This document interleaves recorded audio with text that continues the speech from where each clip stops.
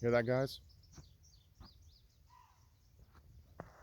It sounds like an eagle, but I think it's actually a buck that's doing a mating call. And it's back there in those woods. Let's see if we can get over there.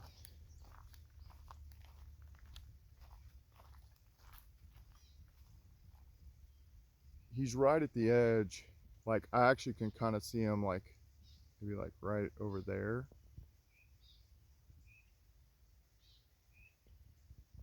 I don't know if you guys can see him.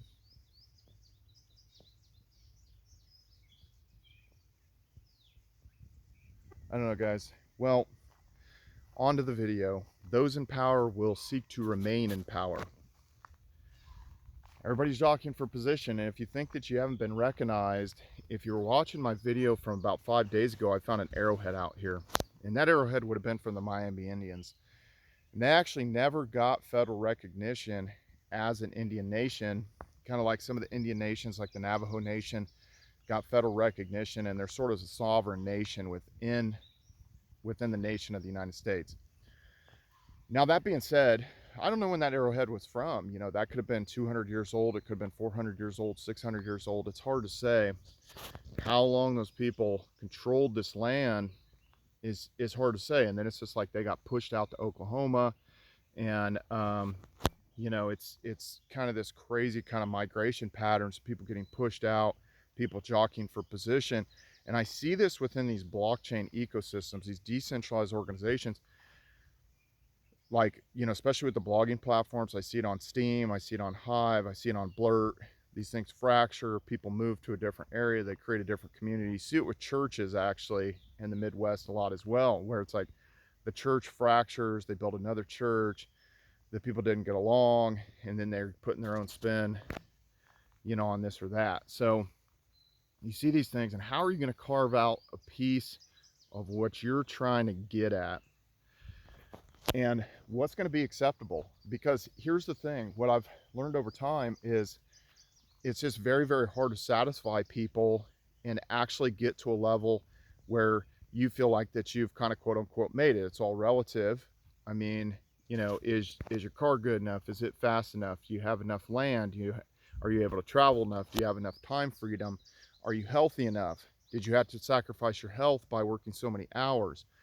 The interesting thing about time, you know, it's one of the commodities you can't buy more of.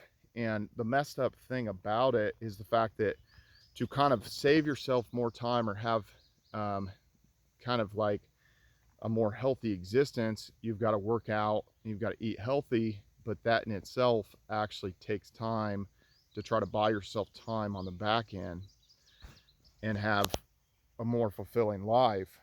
So it's a very weird simulation we're playing in here. And within all these crypto, you know, these crypto situations, it's just kind of, where are you going to kind of stake your claim, and where is it going to make sense for you to kind of engage your time the best? Is that going to be that you're going to work a job and you're just going to kind of just keep stacking and just kind of set it and forget it? For 95% of people, that is the right answer. For 5%, because you've got to overplay the competition. Everybody, like I said, is jockeying for position, and those in power will seek to remain in power. Obviously, anybody orchestrating any of these blockchains is looking to keep a significant percentage of it. And people get upset with that if things don't play out. If the price shoots up and everybody makes money, then everybody's happy. But then at some point, it's going to turn the corner and people are going to get dumped on, and they're going to be left the bag holders. So, you know, this is just in general with any of these markets. So, you know, it's like, where can you position yourself to accumulate the most resources? And I think that somebody would be foolish to not be engaging in the crypto ecosystem and not stacking and building position. We'll likely have a peak in late 2024 or into 2025. And as these countries devalue their fiat currencies more and more, they really don't have a choice but to devalue it and to try to get more people in, or to get a bigger slave labor force to pay off the debts that they accumulated in the past, with this new kind of inflow of different people creating economic activity and just inflating the currency, they're going to try to print their way out of it. Now, at some point, you would think it would bust, but you know, somebody has maybe kind of like ran these kind of hypothetical situations, and you know, it's something like, I can't remember what Canada is trying to get up to. Like maybe they're trying to get up to 100 million people by 2050 or something. But there's been a huge increase of people coming into Canada, and the housing market was already the biggest bubble in the world in Toronto. So I just think that those kind of things are going to get worse. But then you think, well, okay, if someone owned a bunch of real estate in Toronto, it could be a windfall for them. Timing wise, it could work out for them. For crypto, obviously, we could kind of see this. We could see the way the trend was going. And we see these government entities having a war on crypto and trying to control it because, again, those in power will seek to remain in power. They don't control crypto completely, but they're attacking different organizations that have done anything in the crypto market. They've, you know, tried to imprison different people that have been involved in it, in which, you know, obviously some people, you know, ran afoul and they were actually scamming people, so that's different. In the situation of CZ with Binance, I don't agree with that. They're going to put them in prison for like 3 months. And, you know, just weird stuff like that. But Binance is likely compromised at this point. It just seems like there's a watchful eye over it. And that the government entities are sort of controlling Binance. So, you know, I'd like to say that BNB is sort of this world reserve kind of crypto at this point, but it has been compromised. Obviously, you have Ethereum, you have Bitcoin, you have Dogecoin, you have Litecoin. I consider those all sort of reserve currencies at this point. You know, and then you can kind of go into, you know, how much some of this stuff is centralized and how much isn't. But even if you're within a certain kind of crypto ecosystem, if you had a big enough position or you had enough power, you could sort of solidify your future even with that one, even if it's on the second or third page of CoinGecko or CoinMarketCap. But is all your time and all your energy going to make sense, or is that is it actually going to make more sense just to, you know, stack positions in Dogecoin or Litecoin or Bitcoin and or Solana or whatever else and not be as active, just stack? So like I said, I think that 95% of people should go that route. Let's talk about the ICP ecosystem. Some stuff is changing, and I guess there's a proposal out there to where you wouldn't be able to lock it up for 8 years. It'd be more of like a 5-year thing. And, you know, at that point,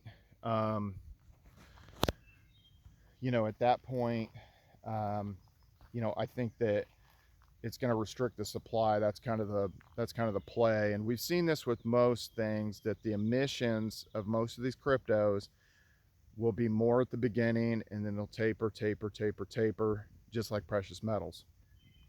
We see that with, you know, any of these, you know, obviously Bitcoin being sort of at the forefront of that ecosystem with the block rewards. And then we see it with other cryptos where they do aggressive burns as time goes on, like Floki. You know, some of these meme projects, they've went with this aggressive kind of burn procedures. BNB had burned a lot to kind of push more value to BNB.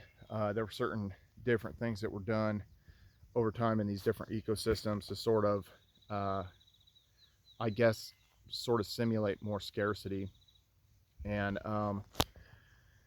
so that being said, what is going to make kind of the most sense, because a lot of these airdrops have not played out, like the Phantom airdrop, like the MetaMask airdrop, that's kind of doesn't seem to have happened at this point. So a lot of people are waiting around for this, or people are running nodes on certain kind of like newer cryptos that had came out, try to earn a bunch of points on different games, different things, waiting for an airdrop that would be like a crypto, an actual full-fledged token or coin. But I just think that that's a very, very hard game to play, that you're going to orchestrate all these nodes, you're going to do all this. And we've talked about the mining before on this channel, guys. If you don't have 4 cents a kilowatt hour power or less, it's likely not going to make sense to scale up, because even at a time like this, it's going to be more expensive for GPUs. It's going to be more expensive for ASICs. All the equipment is more expensive because the prices went up. And so, they try to adjust. It's just the way the market adjusts, and what its value is at that given time. You've got to kind of be in before it. You've got to have 4 cents a kilowatt hour power or less. And then you've got to scale out of the crypto and scale out of the mining equipment in a timely fashion as the prices go up. And you don't want to get caught on the other side speculating on this equipment that is sort of this wasting asset. So again, I use that as a threshold, and that has stayed true for several years. 4 cents a kilowatt hour power or less. I see these different mining farms popping up. They get funding, and immediately I just shake my head. It's not going to work. They're not. These people paying 8 cents, 10 cents a kilowatt hour power. That ain't going to work. So that being said, guys, where do you kind of pick and choose your battles for what you're doing? I think that everybody needs to be gaining position. 95% of people need to just basically earn the money somewhere else, whether that's a job, whether that's some other business, and then just keep stacking, building that position, and then scale out as we kind of peak in late 2024 into 2025. We're already back at 67,000 for Bitcoin, and Solana did kind of make this V-shaped recovery, and it could head back towards 200. And you're seeing a lot of stuff popping off with the memes. Some of the memes hitting all-time highs, like I mentioned. You have Pepe that hit an all-time high. You have Ponke that was hitting an all-time high. You have various other ones that have decent moves, or that aren't that far off from their recent highs. Like Doge is not really kind of that crazy far off from its recent all-time highs. And all that being said, there's still a lot of excitement and a lot of activity swirling around kind of this ecosystem. So I don't see this thing going away. People have to kind of lunge after something, and I'm seeing a lot of people lunging after crypto, and especially these memes. This whole meme thing has gone on for months and months and months and months and months. It hasn't been this kind of quick 2-week thing. People keep chasing the memes. People keep chasing sports betting. People keep chasing, like we saw what happened with GameStop here recently in the stock market. It's like the roaring kitty was back, and then boom, they're in. And then what's the government, what are they doing? They keep shutting down trading, shutting down trading, shutting down trading. At some point, people are going to get sick of that trading keeps getting shut down, and they're going to go for the Doge. They're going to go for the Doge. They're going to go for a lot more of these memes that doesn't have as much control from that market is a little bit more kind of like out of the government's control. And I do see that kind of happening. People are they're gonna roll back over to that at some point. Now, how are you gonna build a position? And at the end of the day, it's like, I think it's gonna be tough. Like I said, orchestrating these different nodes, trying to engage in these ecosystems and doing that on a daily basis. But I do feel like if you're going to actively engage in it, if you're doing this stuff and engaging for an hour or two, keep trying to build. Now, some of that energy could go to waste. I remember back in 2019, I went to Thailand, and I was even taking time to kind of copy and paste different posts over to a platform called Wiku, which they never actually truly launched their crypto. It was never really traded anywhere. And that whole thing was just kind of a waste of time. So you can end up wasting your time on some of these ecosystems, and then sometimes it'll kind of like benefit you in a roundabout way. Like one of the things, there was a blogging platform called Scorum that was actually sort of a clone of Steam, but for like sports specific stuff. And they just actually took their token and sort of bridged it over to the Cosmos ecosystem. So suddenly those coins had value now. And it was worth like 20 cents a coin. And then I saw it was like, well, my account was worth like $400, but now the price has kind of fallen some. So that being said, sometimes this stuff kind of comes back around and suddenly it's worth something. And then it's like, oh yeah, I have some of that. Sometimes it just kind of never comes back. And then it's like you feel like you kind of wasted time over there. But as a cumulative whole, it's sort of, I certainly can't say that I've wasted my time in crypto. It's actually afforded me a lot of sort of freedom, travel freedom, and sort of location freedom at various different times over the last 10 years. So that being said, guys, different things are changing, these different ecosystems. I think that you're it would be foolish to not have some sort of position or not engage in this different stuff and not be building a position. And this can be frustrating and you feel like you're kind of sacrificing, but we are in the bull market. You're going to see a peak likely within a year to a year and a half time. So you're in it, and if somehow you can sacrifice during this time to kind of build that position and kind of catch this upper channel, I think you're best served. Now we could have dips. This could dip through the end of the year or something like that, and then we could see the peak in 2025. You know, I think that things will stay propped up through the election. After that, I think all bets are off. To tell you the truth, and it just kind of depends what happens and how kind of like sort of destabilized things look economically. So all that being said, guys, what ecosystems are you guys investing in? Right now, I'm engaging more in ICP. I'm diving deeper into ICP. I guess there's a new sort of like social media platform out there. I'm going to kind of check that out and check out a few other things. There's a few other front ends for different things. And so I kind of see the ICP, there's more kind of rumblings around ICP. So that's kind of one of my focuses. I'm sort of diving deeper into ICP again. So anyway, guys, what are you guys looking at? Follow me on all social media at Brian Phobos, YouTube, Instagram, Steemit, Twitter, Hive, DTube, everywhere.